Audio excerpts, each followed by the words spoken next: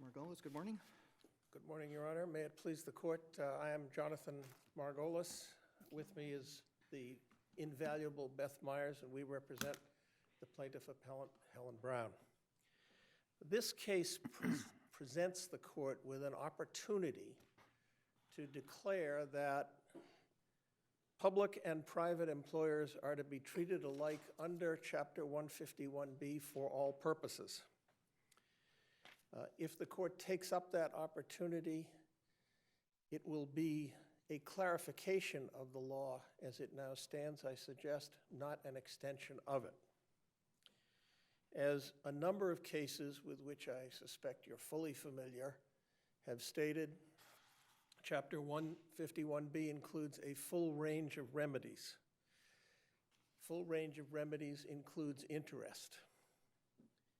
Chapter 151B is also a dominant public policy. But what do you say about your sister's argument that post-judgment interest is not an element of damages? It may not be an element of damages, Your Honor, but it is an element of remedy. It is a remedy that has been widely recognized. Equitable relief is a remedy. It's a remedy for harm. It's not in itself damages. And I suggest that there are several ways that one could look at this. But if sovereign immunity is waived, as it has been in this case, that is, in this case of this statute, that at that point you are placing public and private employers on the same footing. Well, it's waived under the Tort Claims Statute as well, but they're still not on the same footing. Well, actually, under the Tort Claims Statute, I believe that prejudgment interest is barred, Your Honor. We're talking post-judgment interest. No, but you mean it's specifically barred. It's specifically barred. Yeah, by the statute. Right. So that would mean that prejudgment interest, which is an element of damages, is specifically barred in tort claims cases. And of course, post-judgment interest is barred because the Commonwealth is not subject to 235 Section 8. Well, if you look at Onofrio, one could analyze that case as having been that because there's no prejudgment interest, there's no post-judgment interest. And I suggest that it may well be that the legislature, in enacting the section barring prejudgment interest in tort claims cases, suggests that interest naturally follows from. Well, prejudgment interest may well be an element of damages. But post-judgment interest is an entirely different creature. Remind me what happened in Bain. Was post-judgment interest on It was not an issue, Your Honor. Okay, so it was awarded, but it wasn't an issue, or it wasn't awarded? Honestly, I do not recall, but it was not an issue that was discussed by the court. Okay. I'm switching I gather there's no case except for DeRoche, which has made reference to post-judgment interest, and DeRoche only in passing in a footnote. Well, yes, in specific from this court. There have been other courts. We've listed a number of cases, including, the name escapes me now, but a case in which this court discussed post-judgment interest, simply assuming that it would apply. Post-judgment interest on the compensatory award was paid here? Yes. Okay. But the Commonwealth appears to say that it was not necessary to pay it. Right, I understand they're saying And that. frankly. But here's my question. Assuming that it is necessary to pay, just hypothetically, but post-judgment interest on punitive damages seems to me is in a different category, because the difference between compensatory and punitive damages, well, let me start here. If the overriding purpose of the statute, or certainly of damages, is to make the person whole, that who has been discriminated against, and punitive damages really, obviously by definition, aren't compensatory, they're punitive. Does that make a difference with respect to whether you get post-judgment interest? The short answer to your question is, I think, no. And the longer answer is that I would take some issue with the idea that the purpose of the statute is to recompense for damages that the plaintiff has suffered. Punitive damages Well, the are language about intended. making the person whole is sort of laced through our case law, don't you think? Absolutely, but Chapter 151B is different because it recognizes the danger and the harm done to the entire society. The purpose, as this court has stated, of Chapter 151B is to eradicate the hideous evil of discrimination. I suggest that that's the strongest declaration of public policy in any statute, certainly any one that I've ever seen. And the purpose of punitive damages is in aid of that. Punitive damages may not be compensatory to the plaintiff, but they, in a way, compensate society for the harm done by the outrageous and egregious conduct. They compensate society, but we're talking about the state is paying this, so society is paying this. Society is paying the punitive damages. Yes, Your Honor, but who is behind state and local agencies? Taxpayers. The voters. The fact is, Your Honor, as we suggested in the brief, juries repeatedly return punitive damages verdicts against government entities. Taxpayers are on those juries, and yet they understand that the entity is not society as a whole. And I suggest to you that if a state agency has to pay damages and interest, that is an incentive for the agency to comply with the law, if only because if it does not do so, at some point, the taxpayers are going to step in. But Argument break down at some point if you think about punitive damages as being a measure of compensating to society.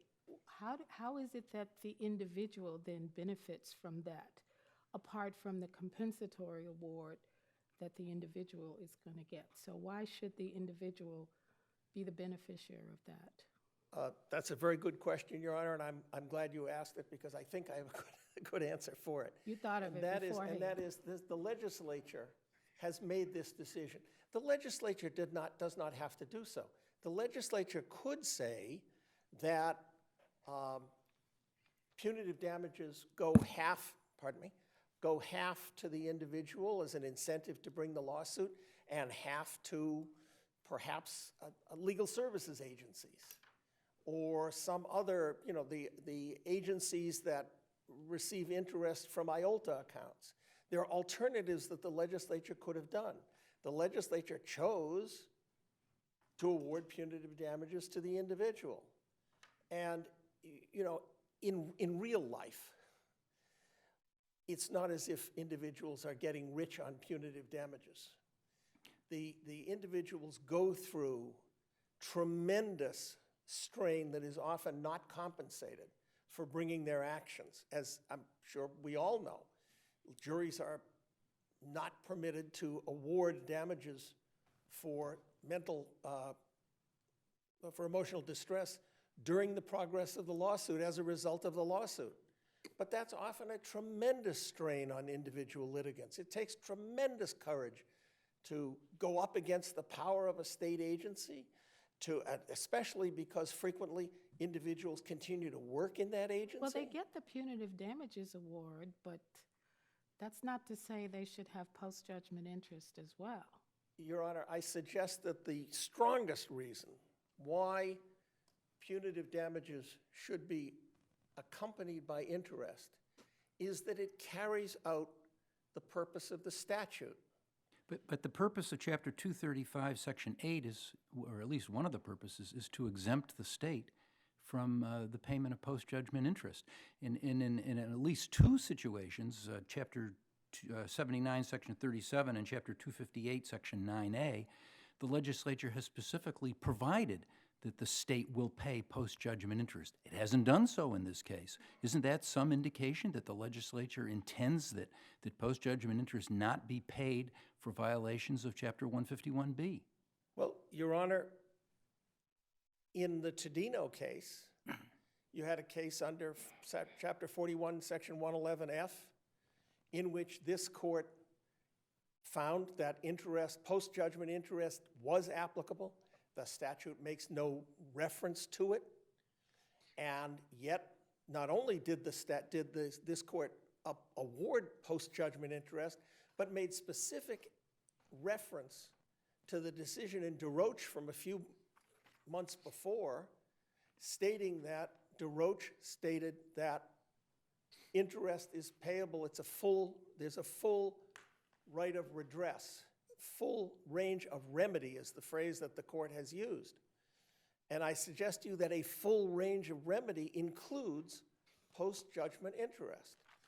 And again, we can look at all sorts of ways to view why it is that full redress, whether it's as additional damages. I suggest that to you that the best way to look at it, to effectuate the very strong, the dominant public purposes expressed in Chapter 151B, is to say that the sting of the punitive damages award will be extended if you delay paying. Is that the same rationale that we use with respect to private employers? I don't know I don't think that issue has actually come up, because it's so clear that post-judgment interest has applied to private employers. Well, of course, paying in the public sector is a little different than paying in the private sector. The agency can't just write a check. Frequently, there's not an appropriation for it. Frequently, it requires either a supplemental appropriation or appropriation in the following year in the judge. So it's not the same. Well, There are public processes that are necessary to process payments in cases. Your Honor, that's true. It's also the case that some corporations are more efficient at getting out checks. Some insurance companies But this are isn't a more efficient at corporation, getting though. out. This No, isn't a but corporation. the fact is that it is not, the process by which the state pays judgments is not engraved on stone tablets. It is a choice that the state has made. The state can't pay money that's not appropriated. The legislature could appropriate sufficient funds, Your Honor. That is within the legislature's possibility. Of course they can do that, and once there is a judgment, they can proceed through the process, which is not a one-week process. It is not, Your Honor, but I suggest that the dominant public purpose underlying this statute, 151B, is best served by saying we will apply. For one thing, we will apply interest. For one thing, it might lead to more cases being resolved without the need for us to be up here in front of you. If there's an incentive, excuse me. If I can turn Justice Cordy's question around, in this case, I gather the Commonwealth paid the judgment within a month after the rescript. Is that correct? It paid it within a month after the rescript, 2.5 years after the judgment was rendered by the jury, Your Honor. And I suggest that a powerful reason why that was paid was because the agency was afraid that interest would continue to accrue. So if you were to prevail here, what would you get? You'd get interest from when to when? The interest from the date of the original judgment entry Which is to when? for the damages of the Yeah, original when was judgment. the original judgment entered? Was that 2012? February of 2011, to the date on which the judgment was paid. I think I once computed it as being about 40 months. So you're not seeking any money after April 23rd, 2014, just until the Don't get payment was made interest here? on what's been paid, no. On the attorney's fees,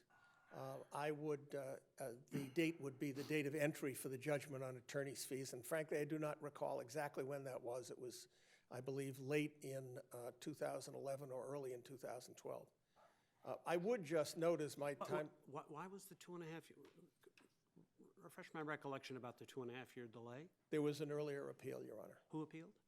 We did. Okay. But I suggest to the court that we should not be penalized, that plaintiffs who make meritorious appeals should not be discouraged in that prospect by having to watch the value of their... I take it you withdrew your appeal.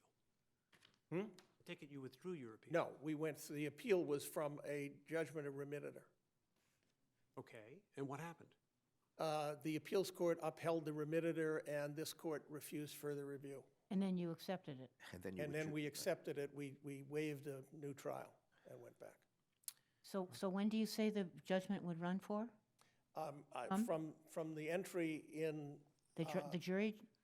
of the jury, on the jury's verdict to the date of payment, and attorney's fees for a somewhat shorter time. If I may, I would suggest that the arguments we've made in our brief on attorney's fees, I hate to say this, may actually be stronger than the arguments for, on damages. Thank you.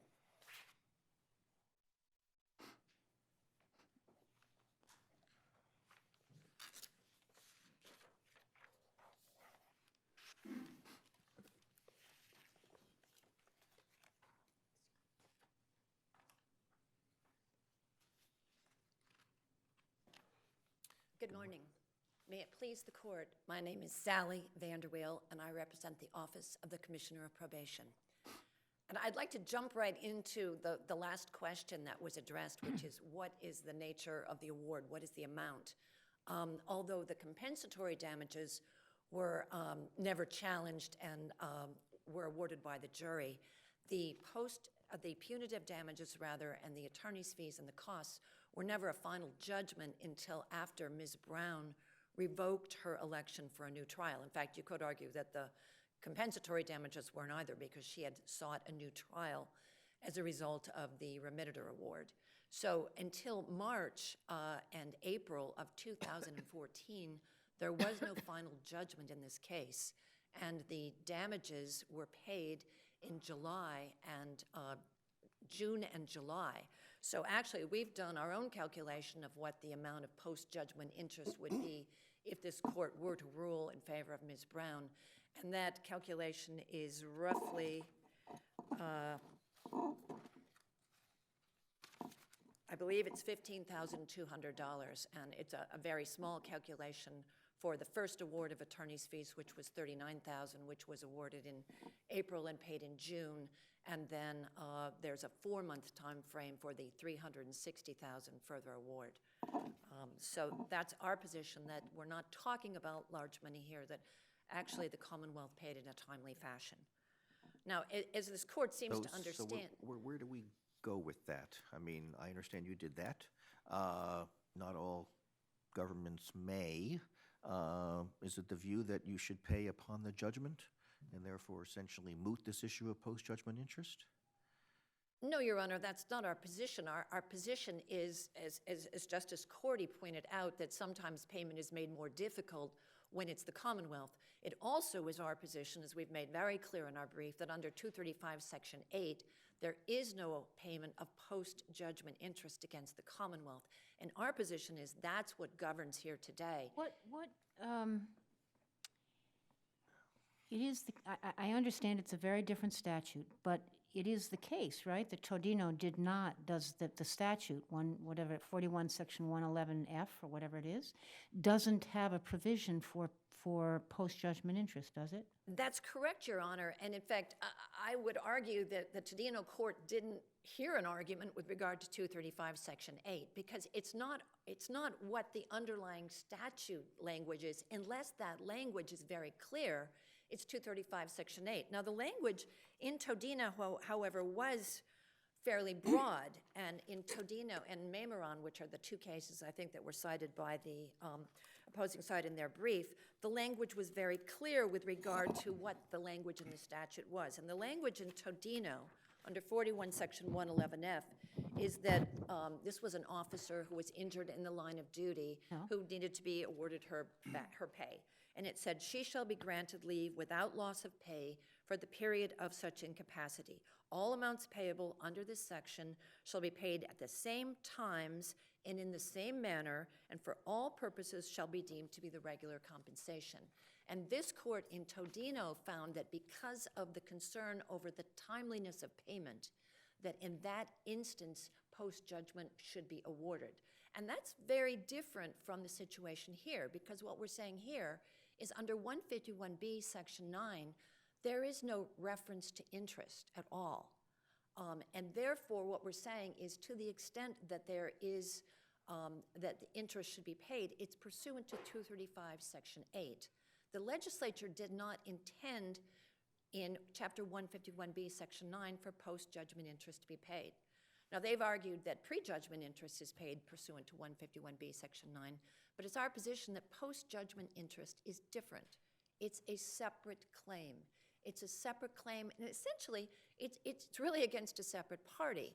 It's for the fact that the interest may not have been paid in a timely fashion. So it's not a situation where to deny Ms. Brown post-judgment interest is to deny her her remedies under Chapter 151B, Section 9. Now, private employers pay. They do. Why is that? They pay, Your Honor, pursuant to Chapter 235, Section 8. Okay, again. And again, what we are saying is that there's no need to carve out 151B. 151B is clear. There is an award of post-judgment interest to private employers, I think in Nardone, and I've forgotten all the cases. But not as a result of 151B But not itself. as a result of 151B. It's as a result of 235, Section 8. I take it we've been very clear on all of our interpretations of 235, Section 8, which is that it does not apply to the Commonwealth. We have been very clear, Your Honor, and I think the case that is most on point with regard to 235, Section 8 is the Onofrio case.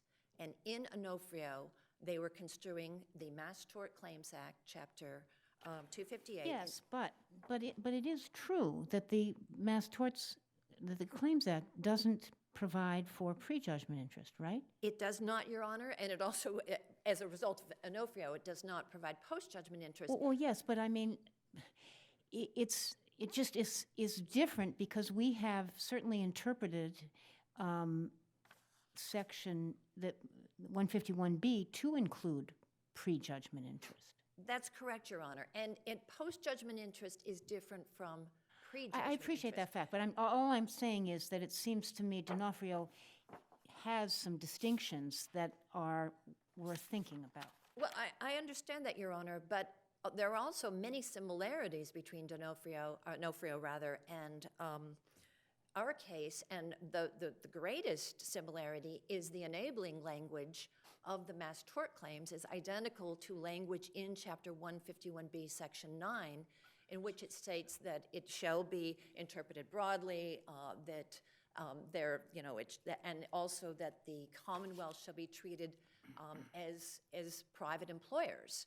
So there's an intent in Yes, Chapter... but then it has another provision that specifically says no prejudgment interest. Well, and Chapter 151B has no provision whatever, Your Well, Honor. that's a difference. So, but the question there then, Your Honor, is by necessary implication, is it necessary to bring in post-judgment interest? Because if you bring in post-judgment interest under Chapter 151B, essentially you could be bringing in post-judgment interest in any other situation where it's silent. In other words, 235 Section 8 has been very clearly interpreted by this court in both Onofrio and Chapman and CNM, very clearly that it does not apply to the Commonwealth.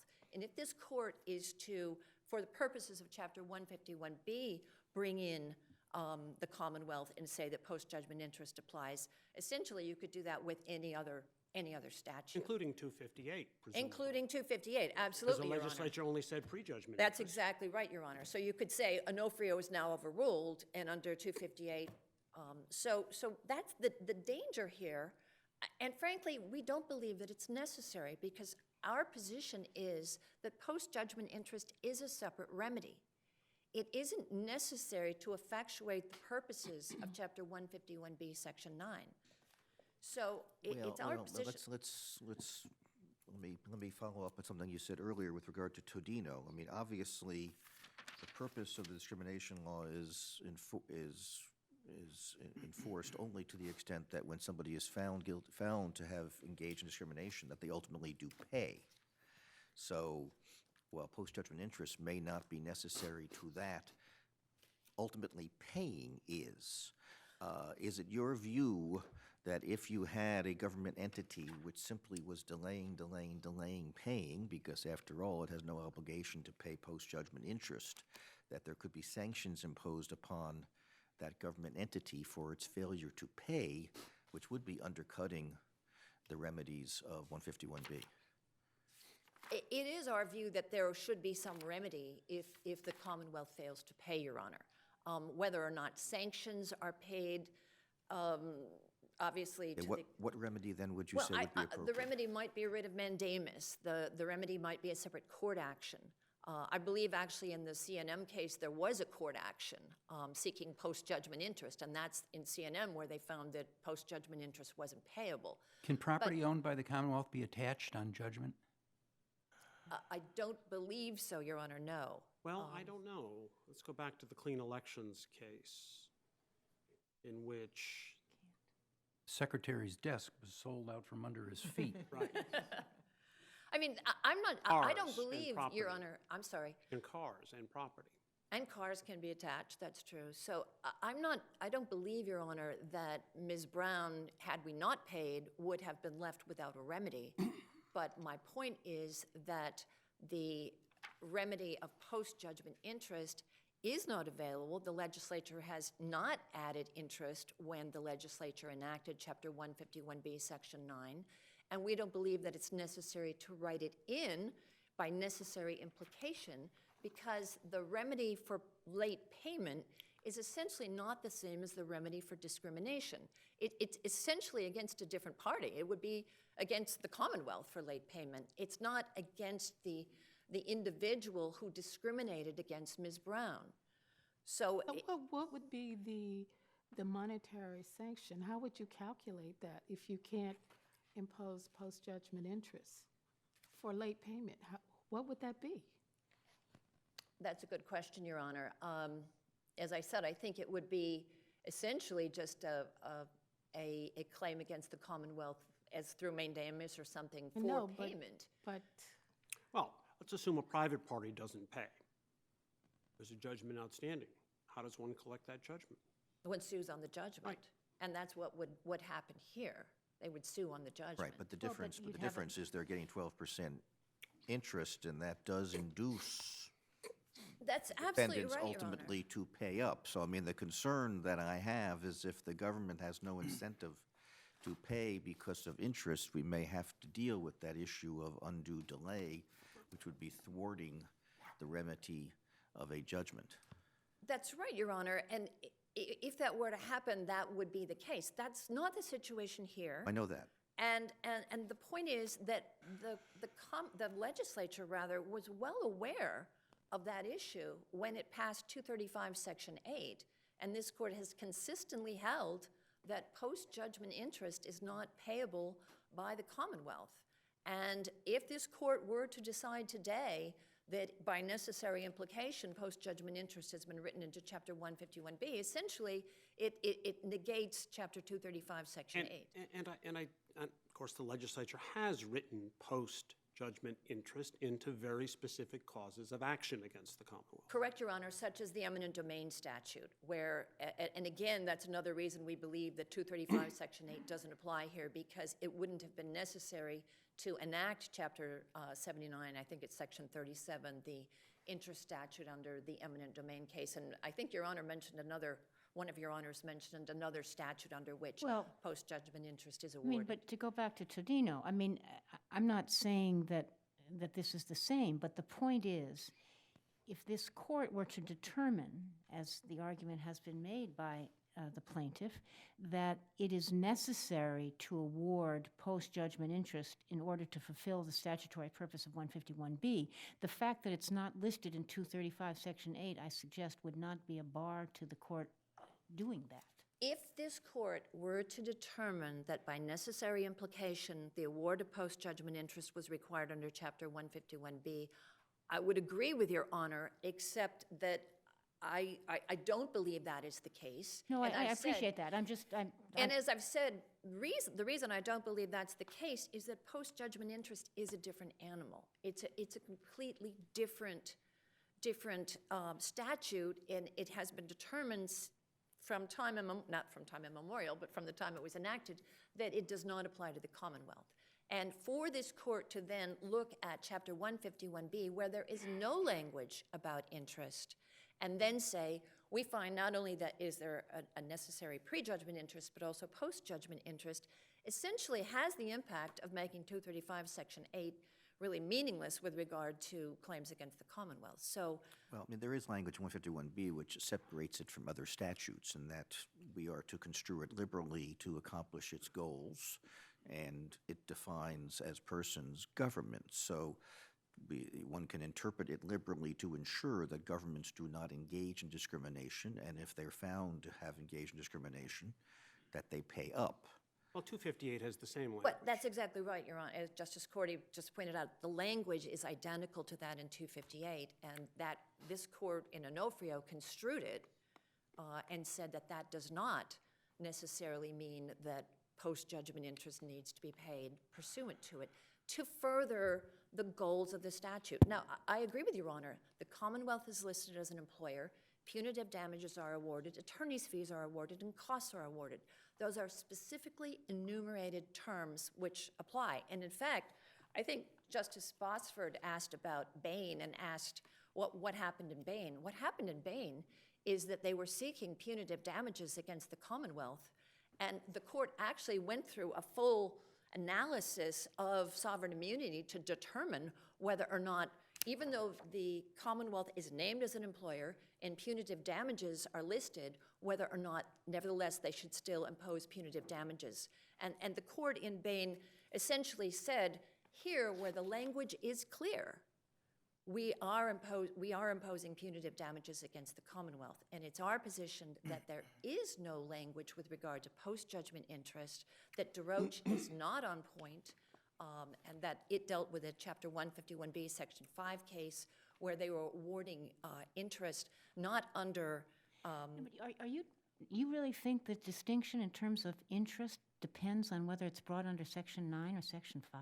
No, Your Honor, but I'm saying that it's another distinction is that the interest that was awarded under DeRoche is pursuant to the broad remedial powers of the MCAD, and that is different. And in fact, I think it was, I'm trying to think of the case, Electro Switch versus Conway, which is this court's decision, which said that the award of interest pursuant to Section 5 was pursuant to the broad remedial powers and not pursuant to Chapter 231, Section 6B. However, that was prejudgment interest, and we are not contesting the payment of prejudgment interest. We're talking about the post-judgment interest statute. In this case, you have paid post-judgment interest for the compensatory damages, I gather. We did, Your Honor, and essentially that was a mistake. It was a situation where the judgment stated from the date of the filing of the complaint, and it was sent to the comptroller's office, and no one thought about when the judgment entered. So it wasn't a specific intent to pay it, but it was paid. But it's not a mistake you're seeking to rectify here. Well, it's a couple $100, I assume. It's a couple $6,000 $100, Your Honor. It was paid. We're not seeking it back. No, Your Honor. Absolutely not, Your Honor. Okay, thank you. Thank you, Your Honor.